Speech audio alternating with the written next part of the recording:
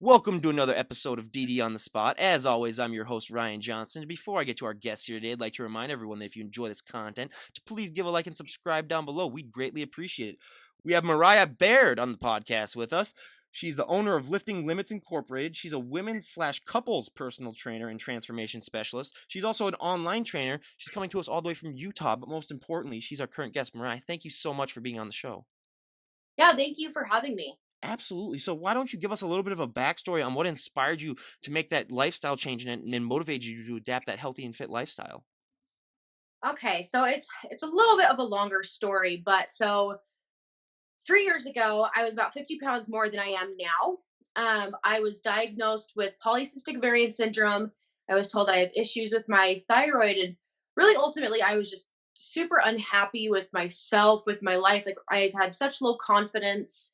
I just really didn't feel very good about myself. And so for me, what ended up happening was despite all the stuff that people were telling me was why I couldn't lose weight, was actually kind of what inspired me to lose weight. Because it's kind of like the inner rebel in me was like, you tell me I can't do it, like watch me do it. So so that's what inspired me initially. And I started figuring out what really worked for me with lots of trial and error. And what ended up happening was I didn't just like lose 50 pounds. I My entire life changed in such a drastic way. And it was so much more than just losing weight and feeling confident. It was about doing things that I thought were impossible for myself. And it was such a huge life changing experience for me. And it ripple affected into every other area of my life. And that was so powerful. And so I thought I wanted to be a dentist. And I actually ended up leaving that to pursue what I really love, which is helping women and couples with not just their physical transformations, but just their lives in general. So because it is a pretty emotional process for a lot of women. So that's kind of my background in a nutshell. And that's kind of what inspired me to start my company and just really like I just love this lifestyle. That's amazing, and that's such a great story. And when you were getting started with your transformation, what would you say was the biggest struggle for you, and how did you overcome it? I think the biggest struggle for me that people don't always talk about is the self talk that you have. Being like, oh my gosh, it's been 2 weeks and I don't look amazing yet. That sucks, like being patient with the process.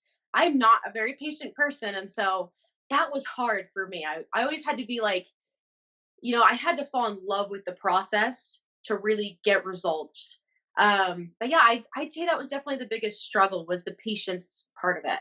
I mean, I couldn't agree more with that. I mean, especially people in the younger generation where, I mean, they want everything now and they want it yesterday, where it's just, give it to me now. Or the patience part is an aspect that really just needs to be taught a lot more because it takes months upon months. I always tell people to just even start to see changes.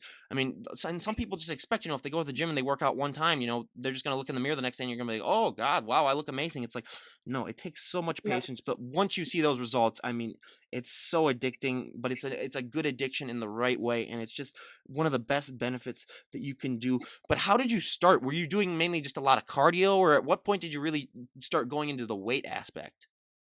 I actually started out with a trainer and it took me like 3 months to summon the courage just to do that. So it was like in a CrossFit setting though. So I started out like in a more CrossFit, and then there was trainers that would help me a lot through the process. And there was a girl actually who helped me a lot through the whole process. But that was when I really was like, I'm going to do this. I can do this. And when, it's like you said, you start seeing those little wins, it's very motivating. And so that's when I really took it seriously and stopped letting like the excuses get in the way of like, oh, this is hard. Or I guess I was just kind of desperate at that point to like not just make my body better, but like my life better. Mhm. So Yeah, and I mean, we've already talked about it, but the mental aspect of it, what were some tricks that you sort of use to convince yourself that, like, hey, this is a time process. This is something that's not going to happen overnight? I'm really big into self Mhm, development and self talk. mhm, So, and I think it takes time. Like this whole thing, it's been about a total of 3 years mhm. since I started it. Obviously, that's been a battle in itself. But along that, I found that I have to really, really work on being nice to myself and understanding of myself, and those times that you fall down, like you just get back up and you keep going and you keep trying. Um and that's what really has kind of gotten me where I am today. And even when you do mess up, because you know what, you're never going to look perfect all the time, and I think that's like a horrible thing in this industry that I don't love, is that we portray this image of when we're super lean, but I don't think that's all the time, and that doesn't need to define you. So when I stopped defining myself by my body, I actually lost more weight, which is kind of funny. But it's, you can't get so wrapped up in thinking that's going to get you everything that you want, because it's just one component of your life. I mean, again, I could not agree more because we've had so many guests come on that they talked about, like, I thought if I lost weight and I got really, really, in shape and ripped and jacked, that, I would feel so good about myself and, everything would be Yeah. fine. It's kind of like those people who say, like, if only I had this amount of money, everything would be perfect for me. When you don't realize that 99% of these people, when they finally got into their shape, they didn't work on their mental health. So they said, you know what? I still felt the same. I mean, I sure I had a six pack and sure I was really, really in shape, but, I still felt bad because it's all, I mean, the mental aspect is so much more than the physical aspect. And, to train both those at the same time can be just a huge, huge task for a lot of people. But I mean, I highly recommend that, like you said, self-talk is very important. Just winning those daily battles against yourself is so huge. But Yep.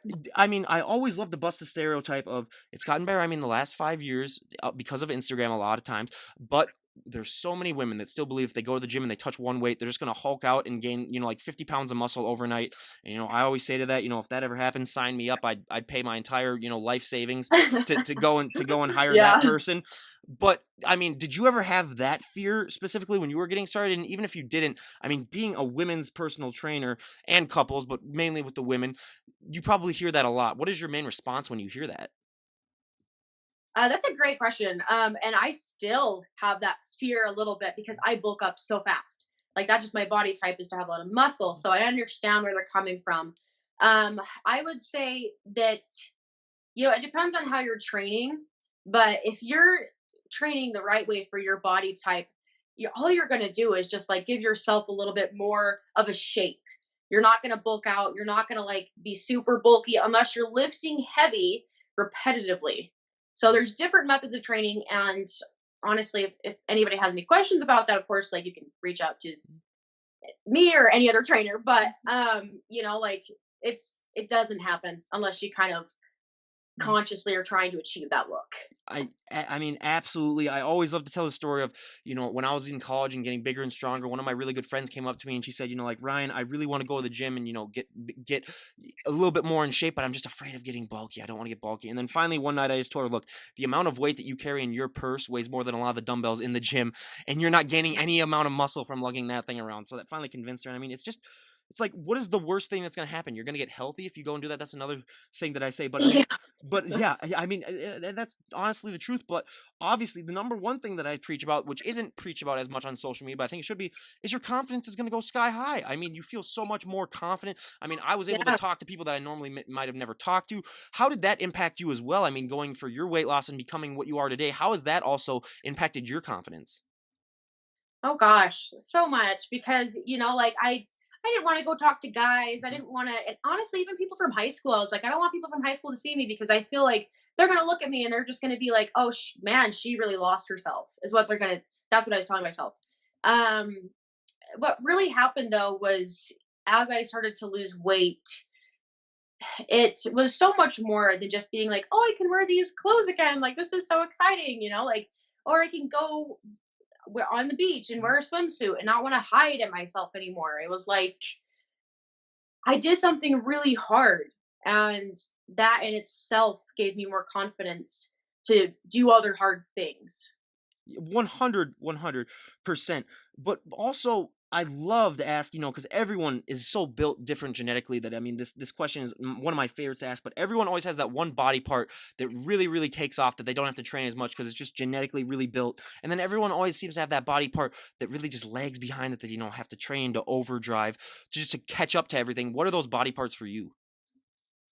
So my arms, they bulk up so fast. Lucky. So I kind of like, with my training, I don't train them as much.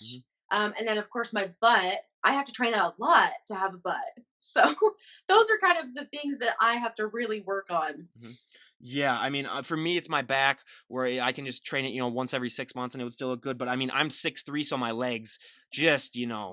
I know I was a pitcher too, so I had to have that lengthy, skinny pitcher body. So yeah, every time I got to train it twice a week, and it's my least favorite day, but I get through it. But how long is your journey before you decide, like, hey, I could really become a personal trainer and a transformation specialist? I mean, I know you were going into the practice to become a dentist, but how long into working out before you realize, like, hey, I really want to take on this personal training route? Oh, that's a long story, but I won't. I'll do the short version. Yeah. Um, I just was obsessed with going to the gym. Mhm. And I remember telling myself, I was like, if I could just get paid to go to the gym, like that would be a dream come true. I hate wearing anything other than workout clothes. And I feel like I'm in my element when I'm at the gym. And I, I guess what really happened was the more that I got like into personal development, I met some people who encouraged me to own my own business. That was when I was like, I can really make a change, and I want to make this change for people in the way that isn't just like with dentistry, it's just kind of more one aspect. But with what I do, I can help people with in unlimited ways. And that's what really motivated me to do this was I wanted to help women and couples, not just lose weight, but like change their entire lives in the way that I had, if not more. So it's extremely rewarding, and I just wanted to help people change their lives. That's still all I want to do. I mean, I can't imagine what that feeling is like helping out all these people. But what's the reasoning behind the name Lifting Limits Incorporated? Is there a story behind that, or was it just something that you thought would sounded catchy? Um, when I first got that, I was like writing down all these different names. I was like, what should I name this? And for me, I always felt like in my life I had some sort of limit, like limiting me. And so I was like, you're in the gym and you're lifting, and like there's limits that you're trying to lift. So it's not like just physically, it's also emotionally. And so I was like, I really like that name because it's lifting your limits Mhm. physically and emotionally and every other aspect of your life. One of the So things that I mean, I think everyone hears, especially the people that are really into the health and fitness on Instagram, is when they see someone, come up with their own brand or come up with their own anything, sometimes they just roll their eyes because, like, oh my God, now another person trying to sell their own stuff. Do you find it sometimes hard then to convince people that, I mean, you're like actually legit and you actually care about them just because there is that stereotype that like so many people are trying to make their own name for themselves? I think every single business owner is going to experience that in the Hmm. beginning. That's the same for everyone. Hmm. And the biggest part of it is like believing in your own ability to do stuff for people. So and then when you first start doing anything, people are going to doubt you. You're going to doubt yourself, and you have to just keep doing it. And the more that you do it, the more of the belief in yourself is going to grow.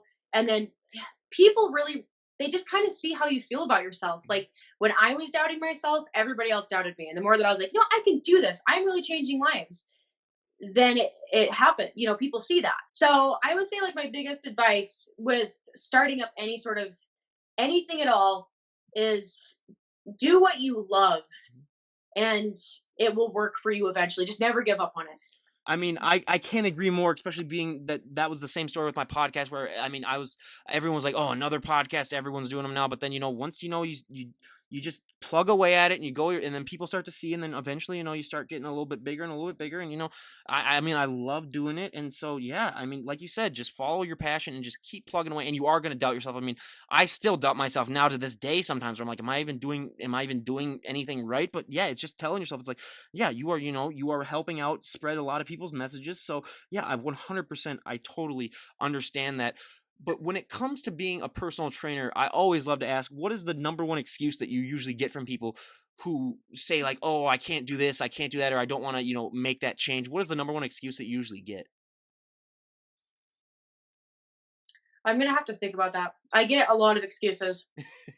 Um, so it's just true. Yeah. I think the biggest excuse is time. Yep.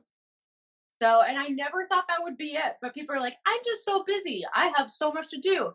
And I'm like, when you'll prioritize anything that's important to you. Mhm. When I first started this journey, I was a full time college student. I was working full time. I didn't have any time, but you make time for the things that you want to do.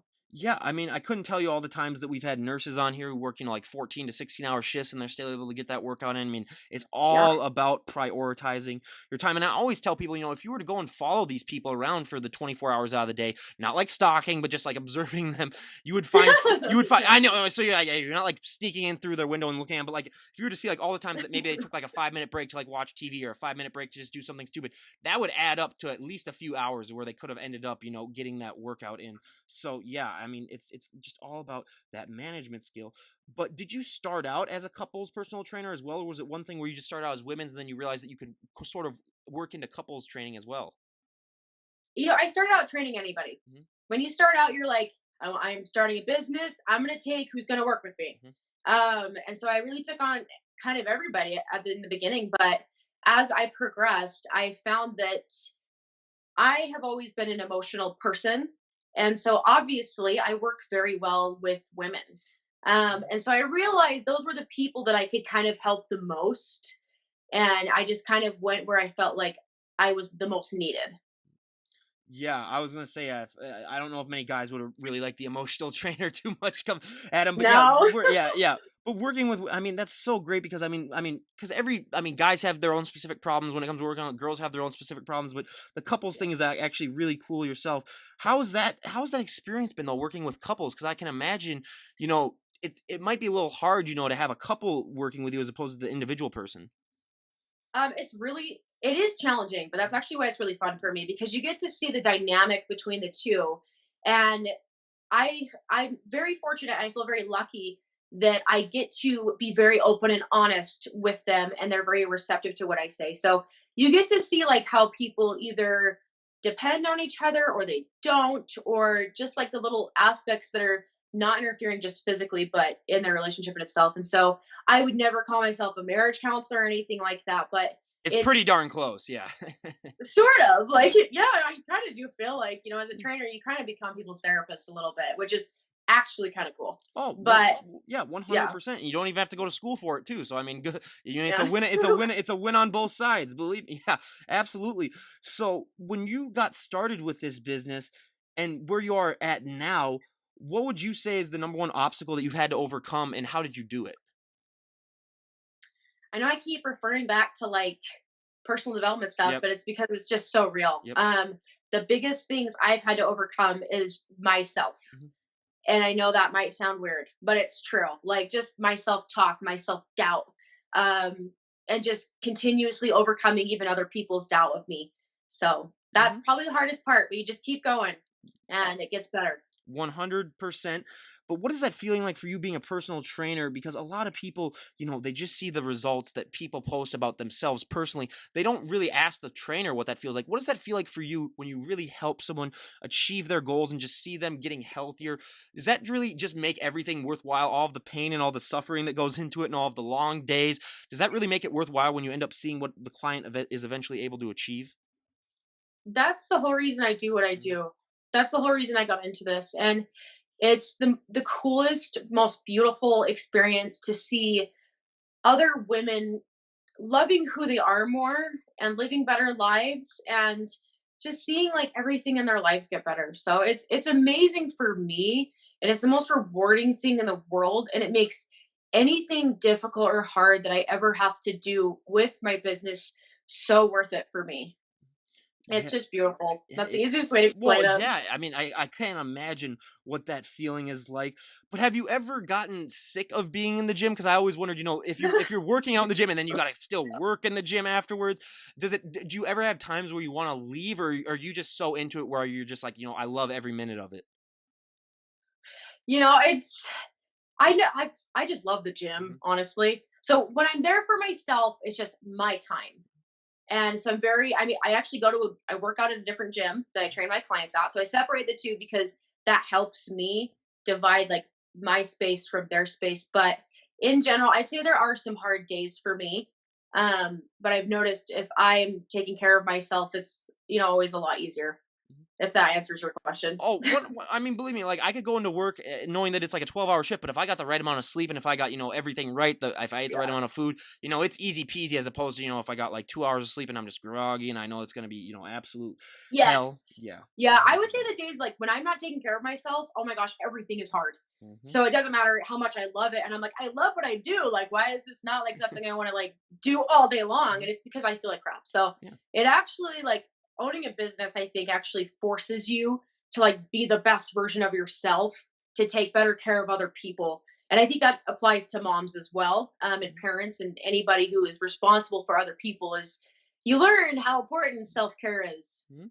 So Well, you brought us into it, and I was going to ask. So, what is your best advice for moms out there? Because I always like to say, being a mom, that's a full-time job in and of itself. Still, finding time to go to the gym can be very hard for a lot of moms. I mean, we've had plenty of moms on the show, but what is your best piece of advice for moms who are just looking to get in shape, but they don't think that they have enough time just because with the kids? What are some tips that you can give them in order to help them get started? I would say the easiest way for me to explain this to moms is that if you can find time to go get your nails done, or if you can find time to go to the grocery store, you can find a way to go to the gym. And so most gyms provide daycare, so that's not an excuse. And I would just say, it comes down to, if you have time to watch several hours of TV every night, you have time to take care of yourself, whether that's even just at your house and you watch YouTube and, your kids are off doing something else. Like if there's a will, there's a way. That saying is just so true with this. Y- I mean, again, I mean, I'm agreeing with her on everything, but that thing is also, something that's so true because, like we talked about earlier with the time management, I mean, you really, there is no excuse, especially if you have any amount of free time. Now, granted, some people do just naturally have busy schedules. I'm not going to say that there aren't those type of people that exist, but the vast majority of people definitely have the time if they just had the willpower to do it. But now, getting back to Yep. sort of your journey.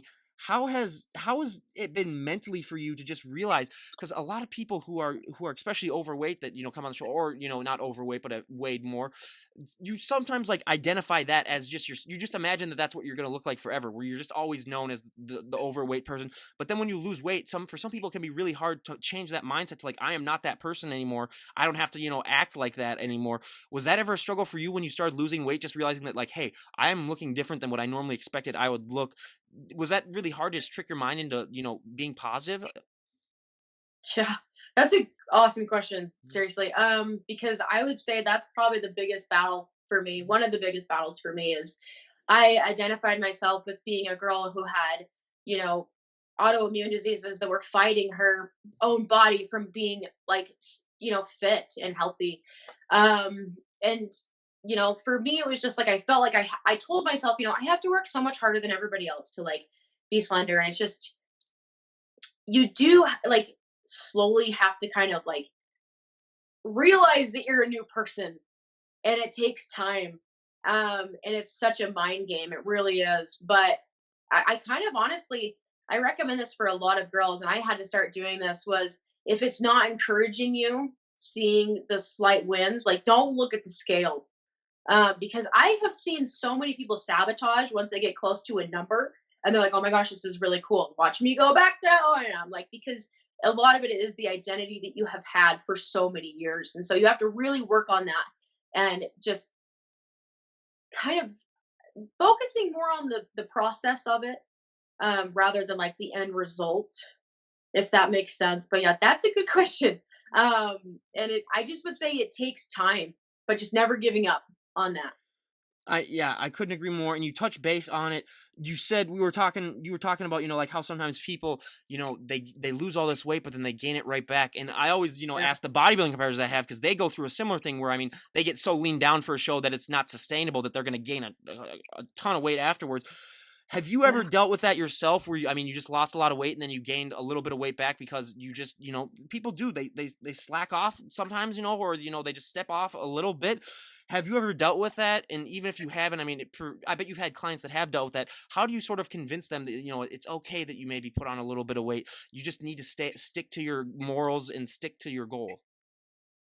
That kind of goes into a little bit of what I was talking about earlier, and this Mhm. is something that I'm experiencing right now. Like, when I go into a photo shoot, I have one scheduled in a couple weeks from now. But when I do that, I'm really good because I have something to work towards. But as soon as that's over, I'm like, I'm going to go back to eating everything because that's awesome. And also for a lot of us emotional eaters, that's hard too. I would say the biggest part of like fitness is you're going to fluctuate no matter what. That's a part of life. And that is why you cannot have your self worth defined by your body. And if anybody else is ever defining you that way, it's more of a reflection on them than it is of you. So it does come down to honestly, like, loving yourself more.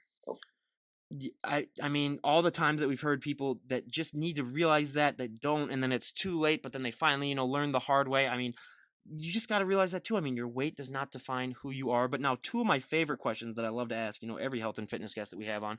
So the first one for me, when I started, going to college and getting bigger and stronger, it was really great. But one of the negative things is that you're going to get asked to move a lot of people's furniture. You're going to get asked to open a lot of pickle jars. I mean, I'm still at home with my parents for the next couple of months before I move out. And every time they come home with groceries, I have to lift basically the entire car and all their groceries into the house. Have you found that Yep. to be a similar experience where people just see you and they know that you've had this transformation where they just assume that you could do favors like that for them? Oh yeah. Mhm, Yeah. And most of the time I just own it and I'm like, okay, I'll just do it. I don't mhm, really care. But oh yeah, when I started getting more fitness, people are like, you're like this fitness girl, like you could do some crazy stuff. And I'm always like, I mean, you're right, but like I don't want to right now. Like mhm. Oh, so yeah, I mean, I can't tell you the amount of times last summer that I got texts, saying like, "Hey, Ryan, I'm moving out of my parents' house. You want to come help me move?" And it got to the point where I just started saying yes, but as long as I got my workout in before that, because I'm not going to get too tired lifting that stuff to not be able to work out. So, I mean, yeah, it's just one of the struggles that people have to go through. And I always say, like being 6'3" myself, I could have no muscle at all, and people would still ask me. So it's a double-edged sword. But now for my sure. yeah. Now my favorite question to ask, and again, this is a multi-million dollar idea for anyone out there listening, but when it comes to clothes for fit women, your clothing options can be limited. I always like to say, like, if you have big shoulders, dresses aren't really your best friend. Jeans are another thing that we hear of all the time, where just because, you're supposed to have big legs and a smaller midsection, and jeans are not made that way. I know that you said that you love to wear workout clothes, but other than that, what are some ways that you sort of compensate for the fact that your clothing options can be limited? Oh, I wear a lot of stretchy Hmm. clothes. I actually don't wear jeans at all, Hmm. really. Yeah. They're just not very comfortable. So I'll wear stuff like, I feel like I'm either wearing workout clothes or like more business attire kind of Mhm. stuff. And so the nice thing about like business stuff is that it is kind of like more spandexy Mhm. materials oftentimes. But yeah, that's totally a struggle and it is hard. But I don't think it matters what your weight is. Like finding clothes that fit are hard for everyone. So Yes, absolutely. But again, if anyone out there has clothes, especially for fit people, I mean, guys have their own problems too, but for women yeah. also, definitely let them know. But now, how did your friends and family react to when you started to make this change? What was their main reaction, and has that evolved at all over time? Yeah, when I first started losing weight, some of my family members kind of like because they doubted their own ability to lose weight, they kind Mhm, of would project that onto me.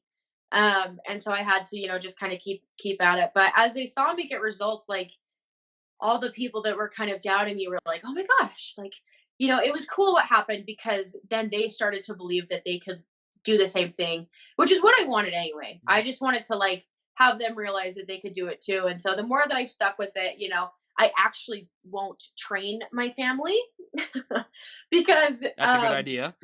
yeah, you just don't. It's Yeah. just not always the best idea. But if they ask for advice and stuff like that, I will always give it.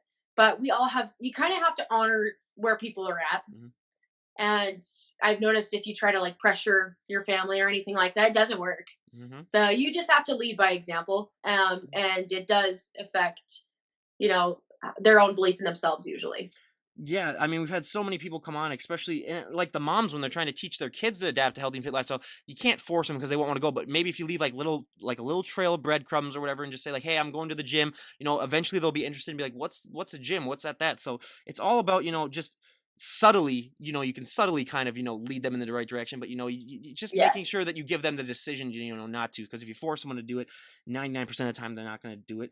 But now, one of the things that is never talked about on Instagram that I love to talk about, because I had a specialist for this come on and he talked about this, but sleep.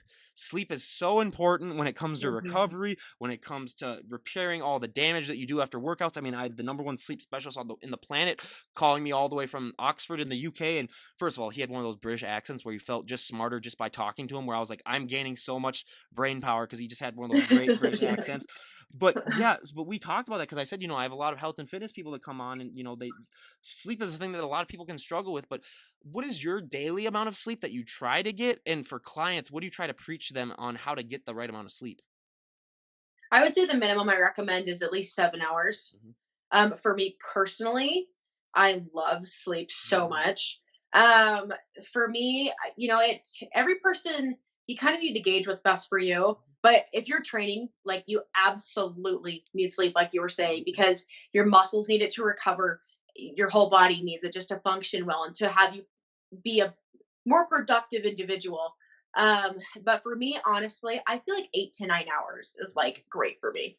Oh, especially when I was training too, like really hard in college. Yeah, I had to get that at least. I mean, I overslept a few classes back in the day just because of that. But I still graduated, so there's no worries to that. But now we go to our audience favorite, my personal favorite part of the podcast, a little questionnaire where we're going to ask our guest here about a dozen or so health and fitness questions that we ask all of our health and fitness guests, and we're going to see how our answers stack up to everyone else. So for our first question, what is your go-to workout song at the moment? Oh, I don't know. It rotates. Rap music. The end. Not a song. Sorry. Yeah, I mean, I'm more of an old school. I gotta have like my cheesy '80s music on, where or like the Rocky Really? Four soundtrack, which is like super cheesy.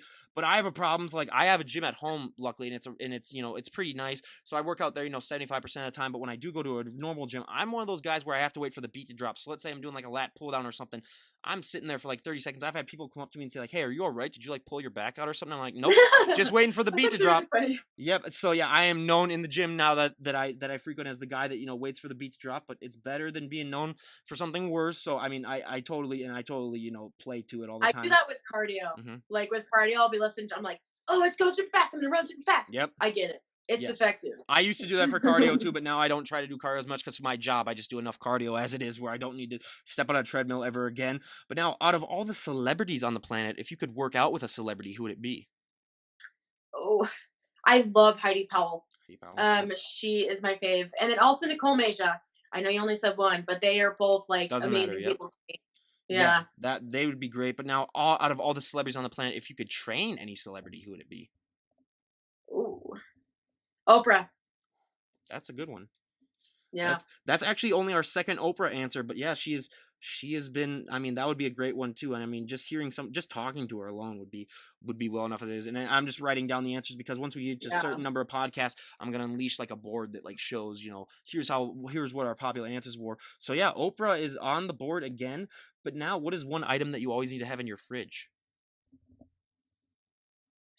Oh, this is gonna sound bad. Probably chips and salsa because that's my favorite thing in the world. I know it's not healthy, but you You gotta live you flexibly. put chips in the fridge?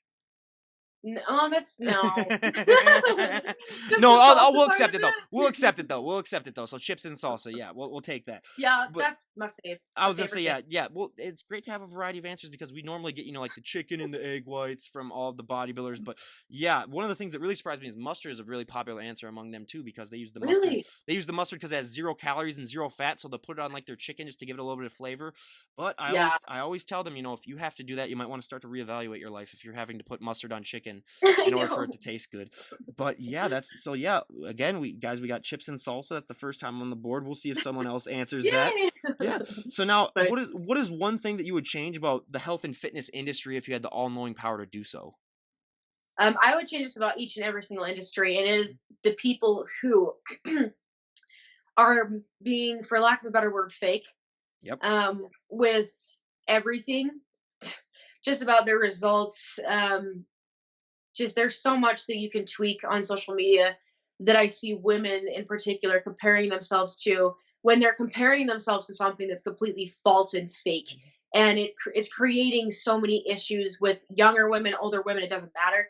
Um, that's the thing that drives me the most crazy, is Yeah. just people lying about what they really do, where they're really at, who they are. Drives me nuts. We get that. I mean, we had Lacey Dunn on the podcast a few months ago. I don't know if you know who she is, but she said the same exact thing where it was, people who, or some people that think that if they just compete in one show and don't even get like their certified personal training associate, that they just all of a sudden are just this fitness guru that can like really Yeah. help you out. That's one thing that I have too. But yeah, just the disinformation and so many people that try to pose as something that they're not, or Yes. like showing images that are clearly like months upon months old is another thing. But I get that from a business standpoint, if you're, because like you're not going to look great all the time, but just and a huge one is especially with the celebrities, where you see these celebrities going like, oh my god, getting ready for a movie role, and they're curling like 2-pound dumbbells. And then next thing you know, like a month later, they're super shredded down, and it's like, let's be honest, that's not what you did. So you're kind of lying to people and Right. making it look like that's what you do in order to get into that shape. So yeah, I mean Yeah. that's a And to big thing. kind of expound on that, but like, I understand Hmm. why people do that. I Yeah. really do. And honestly, I've done it before too. Oh yeah. And I think that the more you get into the industry, the more that you're kind of like, you know what? I see how much this is damaging other people. Like, I don't want to be a part of that anymore. And so it's like, we all have our different journeys Hmm. along this. And so trying to be perfect because you're uncomfortable with being seen as imperfect is so common, but it's actually what gets people to connect to you more and it helps more people. Absolutely. The biggest posts that I love the most are the ones where people like get real action. They're like, hey, maybe this is what I look like right now, or hey, this is me without makeup, or hey, this is actually, what my daily life is like, as opposed to the one that you might see where everything is like, I'm running on beaches all the time. I'm like on planes and I'm traveling and I'm going to all these exotic places where it's like, what, just seeing that action, just realizing that, I mean, and it brings me back to the reason why I started loving to have my health and fitness guests on too, especially the women, because in our society, I mean, if you see a muscular woman walking down the street, I mean, it gets everyone's attention, but a lot of times people aren't able to look past the muscle and realize that there's a human being deep down there, especially for women. For guys, Yep. it's a lot easier because a lot of guys, associate, being strong, where they're just like, oh, dude, you look awesome, and then that's it. But with women, a lot of people just can't get their minds off of that. So I love having guests come on and, share their story, because it makes people realize, they're just human beings just like me and you and everyone else. They might just work out a little bit more and have more muscles, but I mean, they're just normal average people. So again, like you said, just realizing that we're all just normal people who go through ups and downs just like everything else with that Yep. health and fitness industry. That is so important. But Yep. now, what is one thing that people who follow you on Instagram would be surprised to know about you if they met you in person? Oh. Um, I think, to be honest, I'm a lot weirder in real life. Like, I'm just kind of weird. Like, I'm really goofy. Um, but I think on Instagram, I kind of talk about more serious Mhm. stuff a little bit because it's what I deal with in my day-to-day life with my clients. But in real life, I'm kind of a little bit more goofy, and so I would say maybe that might shock them. Well, that's the You type of know, people that I like the most. I like the goofy and the little yeah, aloof people, because I mean, it's like so many people take, especially with the health and fitness, they take it so seriously. But I love those people that are just kind of a little bit more chilled and relaxed and just like, hey, yeah, I'll just go with the flow, kind of a little goofy like. So yeah, I mean, I love that aspect about what you kind of like to present. So yeah, but I know you got to be serious at times when you're like, you can't be goofy all the time. But yeah, it's a yeah, great way to do, especially in an industry where so many people try to take things so seriously. But now, yes. what is the last TV show that you binge watched? I'm still currently binge watching New Girl. It's my favorite. It's so funny. Okay, so I was in like my senior year in high school. My older brother started watching it, and I started making fun of him for it because I didn't know how good it was. And then he recommended it to me, It's and then I so finally funny. watched it. Yeah, it's one of my favorite shows of all time. Yeah, by far. I mean, Schmidt is one of my favorite characters, out of any Oh, TV he's so series. great. And I have so many friends. I have so many friends that are girls of mine that are like kindergarten teachers or they're school teachers, and they act just like Jess. So every time I see him, I'm like, oh my god, I'm getting like a Jess flashback. We usually have like a game night once a month where we go and hang out. So yeah, I always tell that to him. But yeah, I love New Girl. Is one of the He's good so ones. Yeah. funny, Jeff. Now, what is your favorite TV show of all time? My favorite Mhm. TV show of all time. I loved the Moulin Rouge. Like, it just was so good. I don't think I'll ever stop loving it. Never seen it, but I have heard about it, so I might want to check that out. Now, what is a guilty pleasure movie that you enjoy? I don't know. I would say I just kind of those are the main ones I told you. Yeah. Lame answer, but Yeah, yeah, well, absolutely. I mean, I'll give my answer. So all the guys out there, close your ears. You never heard this from me, but The Princess Bride is my guilty pleasure movie. That movie comes on, you know, I know most of the, I I don't think I've know ever seen that. you wait, what? Wait. We're stopping the podcast. Okay, yeah. So here's what you're gonna do. As soon as you're done, and as soon as you have about Okay. 2 hours of free time, you are going on and finding a way to watch it, and you are going to watch it. It is a great movie. You will thank me, trust me. But yeah, Princess Bride, Okay. 100% recommended. And all of my guy friends, you never heard that from me.